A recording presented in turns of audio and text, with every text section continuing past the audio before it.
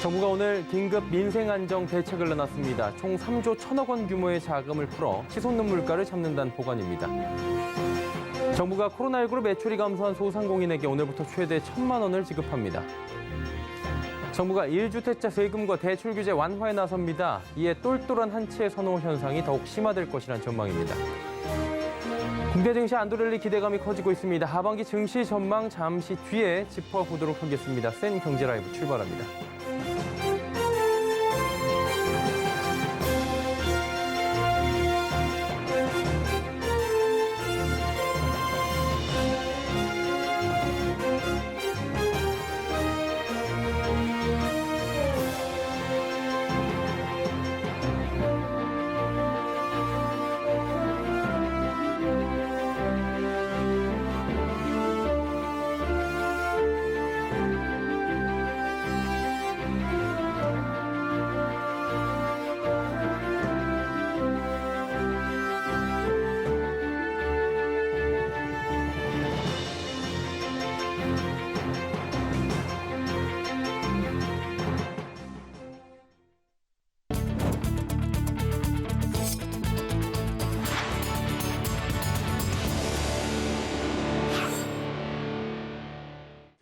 시청자 여러분 안녕하십니까? 센 경제라이브 서정덕입니다. 전 세계적으로 고물가에 허덕이는 서민 경제 부담 완화를 위해 정부가 오늘 경제관계 장관회의를 열고 긴급 민생안정 대책을 발표했습니다. 세금 면제 또 감면 등을 통한 물가 안정 방안을 내놓은 건데요. 소비자들이 실제 체감하는 시기는 빨라야 9월에서 10월 정도로 예상됩니다. 윤다혜 기자입니다. 정부가 3조 1천억 원의 재원을 풀어 물가 관리에 나섭니다. 추경호 부총리 겸 기획재정부 장관은 오늘 정부 서울청사에서 제1차 경제관계 장관 회의를 주재하고 민생경제 안전대책을 논의했습니다. 지난달 소비자 물가 상승률이 4.8%를 나타내며 13년 6개월 만에 최대치를 기록하자 정부가 대책 마련에 나선 겁니다. 3조 1천억 원 가운데 재정 확보가 필요한 긴급 생활 안정지원 민생사업들은 1차적으로 추경에 반영해 2조 2천억 원 규모로 확정됐습니다. 정부는 이번 대책이 효과를 보는 시점부터 물가 상승이 전년 동월과 비교해 0.1%포인트 줄어드는 효과가 있을 것으로 내다봤습니다. 정부는 금융 접근성을 높이기 위해 올해 3분기부터 생애 최초로 구입하는 주택에 대한 주택담보대출 비율 LTV를 80%까지로 완화합니다. 올해 3분기부터 청년층 대출이 과도하게 제약되지 않도록 총부채 원리금 상환 비율 DSR 산정 때 장래 소득 반영폭이 확대되는 조치도 시행됩니다. 또 오는 8월 청년 신혼부부 대상의 50년 만기 모기지도 출시됩니다. 이외에도 생활 밥상 물가 안정을 위해 먹거리 수입, 생산 소비에 이르는 전 과정에 걸쳐 식료품, 식자재, 원가 부담 완화를 추진합니다. 물가 상승, 금리 인상 등으로 가계의 생계비 부담이 급격히 확대되지 않도록 필수 품목 중심의 생계비 부담 완화 방안을 마련했습니다. 다만 소비자들이 실제 체감하는 시기는 빨라야 9월에서 10월로 예상돼 당분간 고물가에 의한 타격에 불가피할 전망입니다. 서울경제TV 윤다희입니다. 코로나19로 손실을 입은 소상공인 등 371만 명에게 최대 1천만 원의 손실보전금이 지급됩니다. 이번 손실보전금 규모는 총 23조 원 규모인데요. 중소벤처기업부는 오늘 오전 10시 30분부터 신청을 받았고 오후 3시부터 지급에 나섰습니다. 지원 대상은 작년 12월 15일 이전에 기업해 같은 달 31일 기준 영업 중이며 매출액 감소를 겪은 소상공인, 소기업, 연매출 10억 원 초과 50억 원 이하 중기업입니다. 신청은 오늘부터 7월 29일까지 2개월 동안 가능합니다. 한편 중소벤처기업부 산하 소상공인 시장진흥공단은 손실보전금 지급 시스템 구축에 동시 최대 180만 명의 신청, 접수 처리가 가능토록 클라우드 환경을 구축하고 카카오 등 간편 인증을 도입해 본인 인증 처리 속도를 개선했습니다.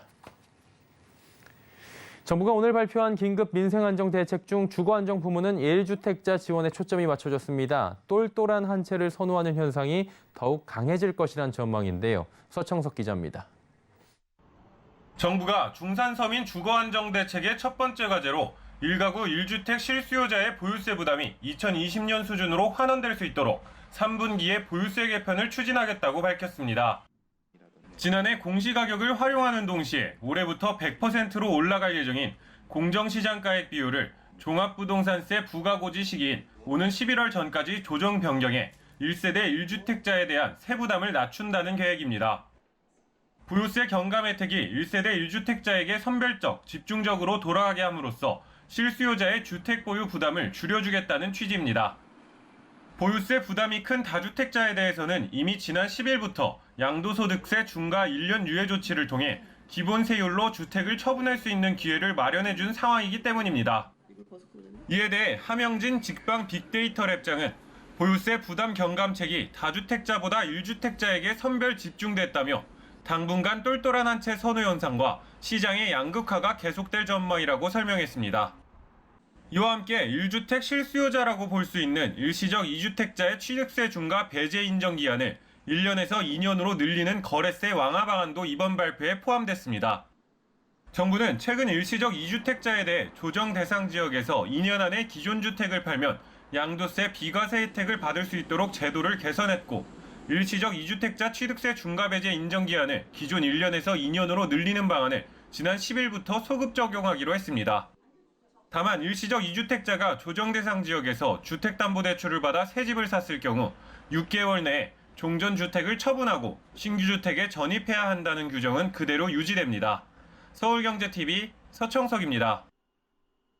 LS전선이 중소기업과 함께 제품을 개발하고 또 판매를 돕는 등 동반 성장에 나서고 있습니다. 중소기업들은 사업을 다각화할 수 있고 글로벌 시장 진출도 추진하고 있는 모습인데요. 장민선 기자입니다. LS전선이 최근 네트워크 제품 전문 제조업체인 강원전자와 랜케이블 테스트 기기를 개발하고 판매에 나섰습니다. 테스트 단말기에 케이블을 삽입하면 합선이나 배선 오류 등을 신속 정확하게 검사할 수 있는 장비입니다. 특히 이상 여부를 LED를 통해 직관적으로 알 수 있고 셀프 테스트와 원거리 검사도 가능해 네트워크 공사를 할 때 인건비와 공사 시간을 단축시킬 수 있는 장점이 있습니다. 별도의 전원 스위치 없이 단말기 작동 때만 전원이 공급되도록 해 배터리 수명도 늘렸는데 이 기능은 특허로도 출원됐습니다.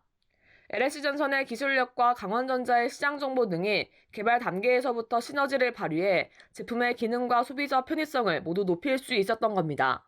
LS전선은 지난해 중소케이블 제조업체인 익스펜텔과 국책과제를 공동 수행해 자동차용 센서 케이블을 국산화했습니다. 자동차 엔진에 사용되는 산소 센서 케이블인데 얇고 일정한 두께를 유지해야 해 기술력이 필요한 제품입니다. 기존에는 주로 일본에서 수입했지만 이제는 우리 기업이 만든 제품을 사용할 수 있게 된 겁니다. LS전선은 기술 개발에 대한 지원뿐 아니라 개발 엔지니어들을 익스펜텔 사업장에 파견해 품질 관리 시스템의 구축도 도왔습니다. 이 같은 협업으로 이 회사는 자동차용 케이블 시장으로 사업을 다각화하고 글로벌 시장 진출까지 나선다는 계획입니다. 서울경제TV 장민선입니다. LGU 플러스가 대전 R&D 센터 내 위치한 품질안전 종합훈련센터를 공개했습니다. 현장감 있는 교육을 통해 안전의식을 높인다는 보관인데요. 김수빈 기자입니다. VR을 낀 직원이 로프에 매달려 실제 발생할 수 있는 안전사고를 체험하고 있습니다. 이곳은 현장 사례에 기반해 직원들을 교육하고 있는 LGU 플러스의 품질안전 종합훈련센터. 구성원의 안전을 확보하면서 고객에게 최상의 품질을 제공하기 위해 설립됐습니다. 이 훈련센터는 크게 네트워크 안전체험관, 광코어 체험관 등 4개의 훈련장과 홈 IoT 인증센터 등 2개의 시험실로 구성됐습니다. 안전체험관에서는 안전보호구, 안전모 충격, 안전대 추락체험 등 업종 공통을 포함해 총 15종의 체험을 할 수 있습니다. 여기에 심폐소생술 실습장까지 더했습니다. 네트워크 통신 현장에서 발생할 수 있는 안전사고를 미리 체험해 사고에 대한 경각심을 높이겠다는 겁니다. 광코어 체험관은 끊어진 광 케이블을 신속하게 복구하는 능력을 배양하는 시설입니다. 실제 야간 상황을 가정해 안전모의 플래시에 의존한 채로 연결하는 교육으로 정확한 복구 능력을 키울 수 있습니다. 이같이 현장감 있는 교육은 구성원들의 안전마인드 확립에 도움을 주고 있습니다. 현장에서 위기 상황이 발생했을 때 현장 대응 역량이 많이 늘었고요. 그리고 이런 반복적인 학습을 통해서 안전마인드가 확립되었습니다. LGU 플러스는 이 외에도 고객 불편의 원인을 파악하기 위해 가정에서와 동일한 환경이 조성된 시험실 등에서 상품 및 품질 점검의 속도를 내고 있습니다.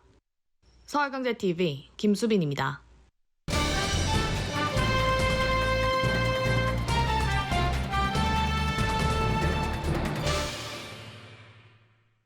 올해 주식시장도 어느덧 하반기를 앞두고 있는 상황입니다. 인플레이션 위협이 커진다라는 얘기 많이 나왔고요. 상반기에는 빅스텝, 경기 침체 우려도 지속적으로 회자가 되고 있는 상황입니다. 현재 증시 상황, 상반기 이슈에 대해서 한번 복기를 해보고요. 앞으로 하반기는 어떤 전략이 좀 필요할지 증권부의 윤혜림 기자 연결하겠습니다. 나와 있습니까? 네, 나와 있습니다. 예, 오늘 시장 상황 괜찮았던 것 같은데요. 시장 상황부터 먼저 짚어주시죠. 네, 오늘 코스피, 코스닥 양시장 모두 1%대 상승세 보였습니다. 오늘 코스피는 전거래일 대비 1.20% 오른 2,669.66포인트의 장을 마쳤습니다. 시가총액 상위주들도 모두 크게 오르며 지수 상승을 견인했는데요. 코스닥 역시 1.43% 오른 886선의 거래를 마치며 코스피와 비슷한 양상을 보였습니다. 지난주 미국 4월 PCE 물가와 개인 지출 지표가 양호하게 집계되면서 인플레이션 피크아웃과 소비 둔화 우려가 완화되자 미국 증시가 큰 폭으로 상승했는데요. 원달러 환율도 1,250원대까지 하락하면서 외국인에게 우호적인 환경이 조성된 점도 오늘 국내 증시 상승에 영향을 끼쳤다는 분석입니다. 올해 상반기 글로벌 금융시장은 코로나19 이전 시기로 돌아가려는 모습까지 보이면서 대다수의 자산 가격이 급락하는 모습을 보인 바가 있었습니다. 증권가에서도 예측한 것보다 하락세가 좀 많이 심화가 됐고 장기화가 되고 있는데 원인은 어떻게 짚던가요? 네, 우선 올해 상반기 미국 연방준비제도가 급격하게 통화정책 기조를 변경한 것이 영향을 끼쳤습니다. 지난해만 해도 올해 2차례의 금리 인상을 예상했었는데요. 현재 시장 컨센서스는 10회로 변경됐습니다. 이에 성장주가 상대적으로 많이 포함된 나스닥의 경우 고점 대비 50% 이상 하락한 기업이 상장 기업의 40%가 넘은 상황입니다. 또한 러시아와 우크라이나 전쟁으로 추가적인 인플레이션 압력이 발생했는데요. 쇼티지 수요 팽창으로 인해 인플레이션 압력이 공급망 우려로 확장된 것도 하나의 원인으로 꼽혔습니다. 또한 중국의 제로 코로나 정책으로 장기화도 증시에 악영향을 끼쳤습니다. 경기 둔화 심화에도 경제보다는 강력한 방역 정책을 택한 중국의 정책 당국의 기조를 예상하지 못했고 이에 따라 인플레이션 압력이 가중된 점을 전망치에 반영하지 못했다는 분석입니다. 한마디로 다양한 악재가 지금 합쳐져서 주가가 조정을 받은 건데요. 사실 시청자들이 가장 궁금해하시는 부분은 지금 사야 될까 아니면 팔아야 될까 이런 부분인 것 같습니다. 증권가에서는 하반기에 어떻게 보고 있습니까? 네, 우선 하반기 주식시장에 대해서는 회복세를 보일 것이라는 긍정적인 의견이 다수 나왔습니다. 앞에서 언급한 거시적인 문제가 단기적으로 사라지긴 쉽지 않겠으나 달러화 안정과 국내 재고 감소 등 공급망 관련 지표의 개선에 주목해야 한다는 분석입니다. 우선 환율부터 살펴보면요. 연준의 통화정책 경계와 중국 공세에 따른 공급망 차질로 강세가 이어졌습니다. 이 요소들은 3분기를 정점으로 약화될 것으로 예상돼 국내 증시의 외국인 자금 유입 가능성이 높아졌습니다. 또한 지난 3월 맥킨지가 발표한 자료에 따르면 중국 봉쇄 완화와 내년 선박 추가 운행을 고려해 운임지수가 꺾이는 시점은 올해 3에서 4분기가 될 것으로 보입니다. 더불어 미국 정부도 미국 공급망을 더 확장시키려는 의지가 강해 낮은 재고 순환 정상화 조건이 갖춰질 시 2차 전지와 반도체, 섬유회복 업종에 주목할 필요가 있다고 보고 있습니다. 하반기 증시에 대해서 긍정적 전망이 나오는 거는 대체적으로 좋은 소식이라고 할 수 있는데 이게 세상 일이 전망대로만 흘러가는 것도 아니고 투심도 많이 악화가 된 상황입니다. 주의해야 될 점, 유의해야 할 점이 있을 것 같은데요. 짚어주시죠. 네, 우선 중국 내 신규 코로나19 감염자 수가 빠르게 줄어들며 오는 6월부터 봉쇄 조치가 해제될 것으로 보이는데요. 다만 재확산 가능성이 존재하는 만큼 리오프닝 관련 업종의 비중을 확대할 시 분할 매수를 통한 단계적인 비중 확대나 투자 기간을 짧게 가져가는 것이 위험 관리 관점에서 유효하다는 의견입니다. 김영렬 금호증권 리서치센터장은 현재 해외 동향을 고려한다면 우리 증시만의 극적인 랠리를 기대하는 것은 쉽지 않다며 약세장에서 발생하는 일시적인 랠리를 장기 투자 흐름으로 착각해선 안 되며 롯데케미칼, LG U+플러스 등 실적 개선 및 저밸류에이션 종목을 위주로 단기적 대응을 해야 한다고 전했습니다. 예, 하반기 증시 상황들까지 미리 한번 짚어봤습니다. 증권부의 윤혜림 기자였습니다. 고맙습니다. 네, 감사합니다.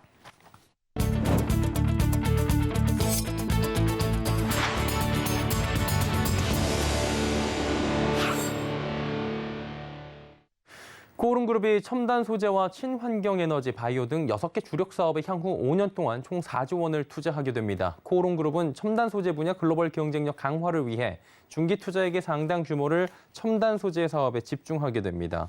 슈퍼 섬유로 불리는 아라미드 섬유 생산 설비 증설과 2차 전지 소재를 비롯한 첨단 신소재 사업 분야에 총 1조 7천억 원을 투자한다는 계획입니다.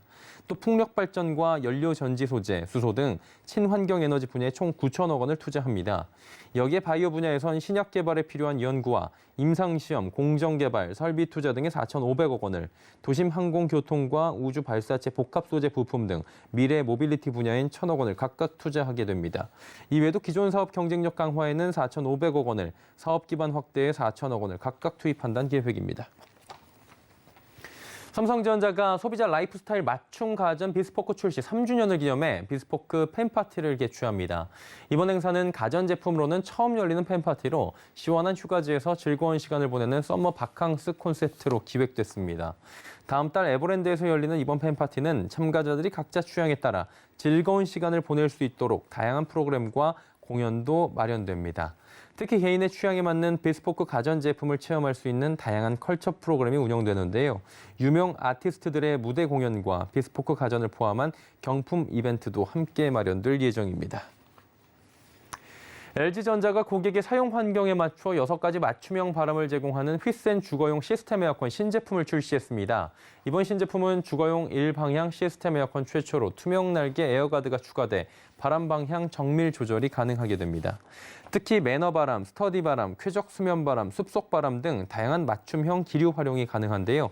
여기에 AI 자동 건조와 송풍팽을 UV LED로 살균하는 UV 나노 등 위생 관련 기능을 강화했습니다. 여기에 스마트폰 원격 제어, 외부 환경에 따른 자동 운전 등 다양한 편의 기능도 탑재됐습니다. 경남 하동군은 인구 감소에 따른 지역 소멸 위기 대응과 산단 활성화 등이 주요 현안으로 꼽힙니다. 6일 지방선거를 앞두고 하동군수 후보자들은 각기 다른 해법을 내놨다고 하는데요. 이은상 기자입니다.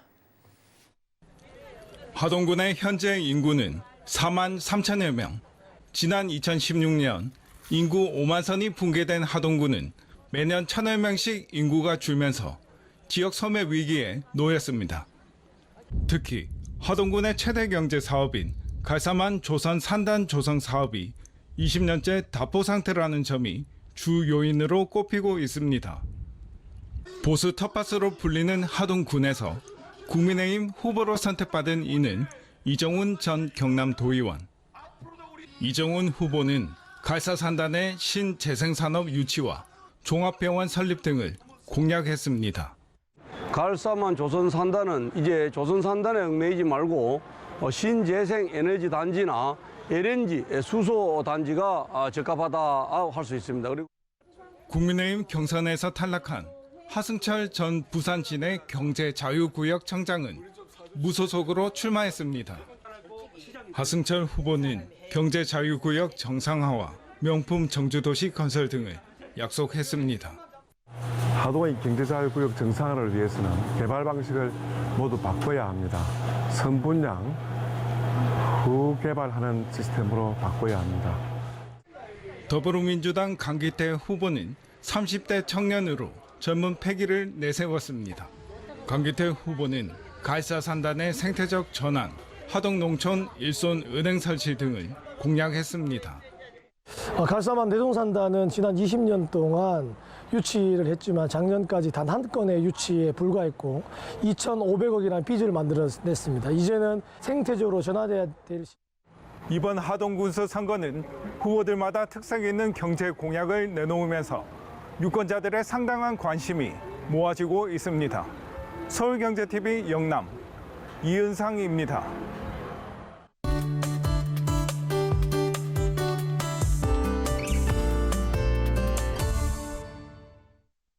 지구온난화로 인해 기온이 상승하게 되면 강수량도 함께 증가한다고 합니다. 그러다 보니까 최근 들어 발생하는 재난 중에서 홍수로 인한 피해가 급격하게 증가하고 있다고들 하죠. 또 비가 오는 날이 늘어나게 되면 경제 성장은 둔화된다는 연구 결과도 나왔다고 합니다. 자, 오늘은 비와 경제에 대해서 알아보도록 하겠습니다. 자, 오늘도 함께해 주시는 분 K외대 반기성 센터장입니다. 어서 오세요. 네, 안녕하세요. 지난해 참 비가 많이 왔고 피해 소식들이 전 세계에서 들려왔잖아요. 구체적으로 상황이 어땠던 겁니까? 세계기상기구는 이제 작년 9월이었죠. 세계 그 기후재난에 관한 그런 보고서를 발표를 했는데요. 연구에 의하면 가장 많은 경제적 피해를 준 것이 태풍 등 폭풍으로 약 5,210억 달러의 피해가 발생을 했고요. 두 번째가 홍수로 1,150억 달러의 경제적 피해가 발생을 했는데요. 2010년에서 2019년 하루 평균 손실액은 매일마다 약 3억 8,300만 달러였는데 이게 1970년에서 1979년에는 4,900만 달러에 불과했었거든요. 그러니까 50년 만에 무려 홍수로 인한 경제적 피해가 7배 이상 늘어난 것이죠. 그리고 작년 말에 크리스천 에이드가 발표했던 2021년에 기후 재난으로 인한 경제적 피해를 보면 독일과 서유럽에 내린 극심한 폭우로 최소 240명이 사망을 하고 경제적 손실은 약 50조 원으로 추산되고 있고요. 중국 허난성의 집중호우와 홍수로 302명이 사망을 했고 100만 명 이상이 이주를 해야 했는데 이 재난으로 인한 경제적 피해는 약 21조 원으로 추정되고 있습니다. 캐나다 브리티시 컬럼비아주에서도 대홍수가 있었죠. 지난해 11월에 캐나다 브리티시 컬럼비아주 일부에서는 좁은 지역에 엄청나게 많은 비가 내리는 대홍수가 발생을 하면서 최소한 4명 이상이 사망을 했고요. 경제적 피해는 9조 원 정도로 추산되고 있습니다. 또 지난해 3월 호주 동부 해안지대에서 발생했던 홍수로 약 1만 8천 명의 이재민이 발생을 했고 경제적 피해액은 약 2조 5천억 원 정도로 추산이 됩니다. 그러니까 이게 뭐냐면요. 작년에 전 세계 기후 재난 중에 경제적 피해가 컸던 10대 사건 중에서 4개가 대홍수로 인한 피해일 만큼 비의 피해는 아주 매우 크다는 얘기죠. 또 태풍으로 인한 피해도 4개가 10위권 안에 들어갔는데 태풍으로가 분류가 되지만 실제 많은 비가 내리면서 피해가 급격하게 커졌거든요. 그러니까 비로 인한 재난이 거의 대다수를 차지한다고 보시면 됩니다. 기후 변화가 이렇게 심각해지면은 뭐 비로 인한 경제적 피해는 늘어날 것으로 당연히 보이는데 비로 인한 직접적인 피해 외에도 비 오는 날이 늘어나면 경제 성장이 둔화된다고 하던데 이건 왜 그런 겁니까? 이거는 포츠담 기후 영향 연구소의 이제 연구원들이 발표한 내용입니다. 맥시밀리안 코츠 등 연구팀은 강수량 변화가 경제 생산에 미치는 영향이라는 논문을 올해 1월 12일 네이처에 실었습니다. 비 오는 날이 늘어나면 경제 성장이 둔화할 수 있다는 것으로서 인류가 만들어내고 있는 기후변화가 궁극적으로 세계 경제에 부정적인 영향을 줄 수 있다는 겁니다. 연구팀은 최근 40년간 77개국의 일일 강수량 데이터와 지역 경제 생산량을 비교를 했습니다. 그래서 강우 일수와 강우량 변화가 경제 성장에 미치는 영향을 분석을 해봤는데요. 연구팀은 가용 담수량의 변화를 통해서 농업 생산성을 유추할 수가 있고 또 작년 7월에 서유럽 대홍수로 인한 피해도 70조 원 정도라고 계산하는 것은 그렇게 어려운 일들이 아니다라고 얘기를 합니다. 이렇게 일시적인 재난 피해는 어렵지 않게 분석이 가능한데 오랜 기간에 걸쳐 발생하는 기후변화와 강수 일수나 강우량 등 강우 패턴의 변화로 인한 경제적 피해는 분석하기가 매우 어렵다는 것이죠. 그런데 이번에 포츠담 기후 영향 연구소 팀이 이런 작업을 시도한 겁니다. 연구팀은 77개국 총 1,544개 지역으로 나눠서 1979년부터 2019년까지 각 지역별로 비가 오는 날이 매년 얼마나 늘어났는지 먼저 분석을 해봤고요. 또 40년간 일일 강우량 중 비가 많이 온 날 기준 그러니까 상위 0.1%를 극한 일일 강우량으로 정한 다음에 비 오는 날의 증가 추이와 극한 일일 강우량 데이터를 각 지역별 지역 총생산 데이터와 결합을 해서 분석하는 이런 모델링을 개발을 한 겁니다. 그래서 모델링 분석을 해보니까 비 오는 날의 수가 증가하고 또 일일 강수량이 늘어나면 전 세계 경제 성장률들은 감소하더라는 겁니다. 이거 굉장히 심오한 상관관계가 있었네요. 그러니까 기온이 상승하면 대기 중에 함유할 수 있는 수증기량이 더 늘어난다고 하지 않습니까? 앞으로 이런 피해가 더 커질 것 같은데 맞습니까? 그렇습니다. 이제 연구 결과를 보면 우리가 어떻게 보면 상식을 뒤집는 그런 결과가 있는데요. 우리는 이제 자연재난의 경제적 피해가 가난한 저개발 국가에서 더 클 것으로 알고 있죠. 이들 연구에 의하면 오히려 선진국일수록 저개발 국가에 비해 경제적 타격이 크다라는 겁니다. 사실 저 같은 경우도 지금까지는 선진국일수록 재난 피해를 복구할 돈이 있고 또 대응할 충분한 시스템을 갖춰서 피해가 상대적으로 적을 것으로 알았었거든요. 그런데 오히려 선진국일수록 피해가 커지더라는 겁니다. 또 비 오는 날이 늘어날 경우 산업별로도 경제적 피해가 다르게 나타나는데요. 상식적으로 비가 많이 오면 농업이 가장 큰 경제적 피해를 입을 것으로 생각을 하지만 이번 연구에서는 오히려 서비스업 또 제조업이 상대적으로 더 크게 경제적 피해를 입는 것으로 나타났습니다. 이들의 분석 결과에 의하면 농업 같은 경우 오랜 기간 기후변화에 대응을 해오면서 진화한 관계기술의 발전 덕분에 피해가 적다고 보았고요. 연구팀의 벤치 연구원은 기후변화와 강우 패턴 변화에 따른 경제에 대한 영향을 좀 새롭게 이해하는 계기에 대한 연구였다. 미래 강우 일수나 강우량 등 강우 패턴 변화가 경제 성장에 미치는 영향을 정량화하는 추가 연구가 필요하다라고 밝혔는데요. 기후 요소에 따른 경제적 영향을 알게 되면 대응하기가 더욱더 용이해지기 때문에 이런 연구들이 좀 더 많이 나왔으면 좋겠습니다. 예, 조금 더 심층적으로 가야 될 것 같기도 하고요. 오늘은 비와 경제 상관관계에 대해서 들어봤습니다. K외도의 반기성 센터장과 함께했습니다. 고맙습니다. 네, 감사합니다.